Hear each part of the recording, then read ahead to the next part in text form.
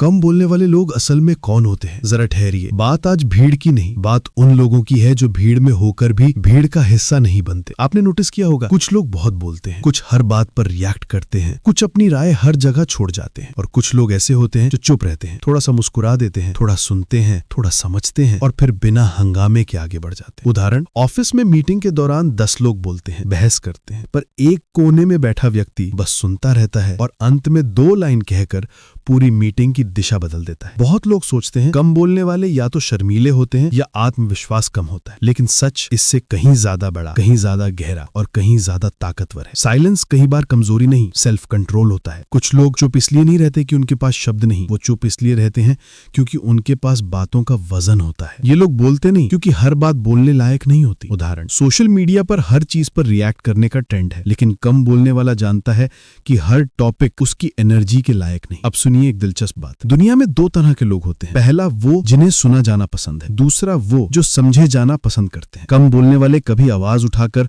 सुनो मुझे नहीं कहते, क्योंकि उन्हें पता होता है जो उन्हें समझना है वो बिना कहे भी समझ लेगा, और जिसे समझना ही नहीं उसे समझाने में शब्द बर्बाद करने का क्या फायदा। उदाहरण, घर में कोई बहस हो जाए तो सबसे लाउड इंसान सही नहीं होता, अक्सर सही वही होता है जो चुपचाप चीजों को ऑब्जर्व कर रहा होता है। कम बोलने वाले लोग बहस में कम जाते हैं क्योंकि उन्हें जीतने से ज्यादा शांति प्यारी होती है। ये लोग रिएक्ट नहीं करते, रिस्पॉन्ड करते हैं, और रिस्पॉन्ड हमेशा सोचकर होता है, फेयरनेस से होता है, इंटेलिजेंस से होता है। उदाहरण, आर्ग्यूमेंट में दूसरी पार्टी आवाज उठा देती है, पर कम बोलने वाला कामली एक सवाल पूछता है और सामने वाला खुद कंफ्यूज हो जाता है। अब आते हैं असली मनोविज्ञान पर। कम बोलने वाले लोग हाइपर ऑब्जर्वर होते हैं। ये लोग सुनते कम हैं, नोटिस ज्यादा करते हैं। आपका टोन, आपका मूड, आपकी नियत सब पढ़ लेते हैं, चेहरे की लाइनों में, शब्दों की जगह साइलेंस में। उदाहरण, आप कहते हैं मुझे कोई बात नहीं, पर ये लोग इस कोई बात नहीं की आवाज में छुपी चोट तक पढ़ लेते हैं। जहां बाकी लोग आंखों से देखते हैं, वो लोग बिना देखे देख लेते हैं। कम बोलने वाले अक्सर इंटेंस होते हैं। इनकी फीलिंग्स हल्की नहीं होती, इनके शब्द कैजुअल नहीं होते, इनके रिश्ते सतही नहीं होते। उदाहरण,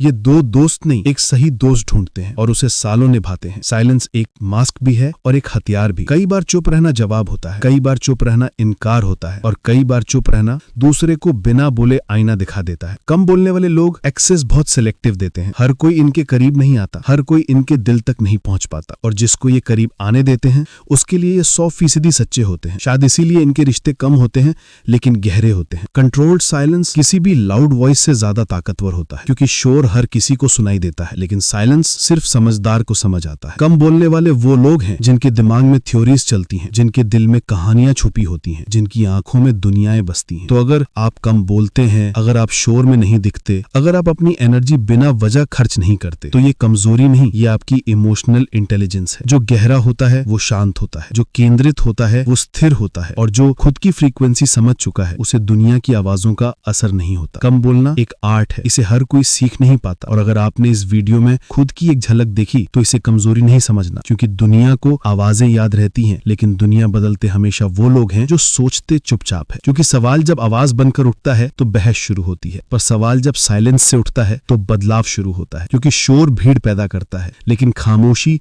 सोच पैदा करती है। आवाजें अक्सर उत्तेजित करती हैं, पर साइलेंस इंसान के भीतर उतरकर उसे सवालों से भिड़ाती है। भीड़ फैसले चिल्लाकर लेती है, चुप लोग सोचकर फैसले लेते हैं। बहस ईगो जीतने के लिए होती है, पर बदलाव समझ जीतने के लिए। इसीलिए कम बोलने वाले अक्सर उन चीजों पर सवाल उठाते हैं जिन पर बाकी लोग सिर्फ शोर करते हैं। उनके सवाल तेज नहीं लगते, पर गहरे उतरते हैं, और जब गहराई जागती है तभी समाज बदलता है। याद रखिए, इतिहास में बड़े बदलाव शोर ने नहीं किए, बल्कि खामोश सवालों ने किए हैं, जो किसी के मन से निकले और लाखों के दिलों तक पहुंचे। अगर आपको इस वीडियो से थोड़ी सी मदद मिली हो समझने में, तो इस वीडियो को दूसरों को शेयर और इस चैनल को सब्सक्राइब करें, ताकि इस प्रकार के वीडियो और मिलते रहें। इस वीडियो को देखने के लिए धन्यवाद।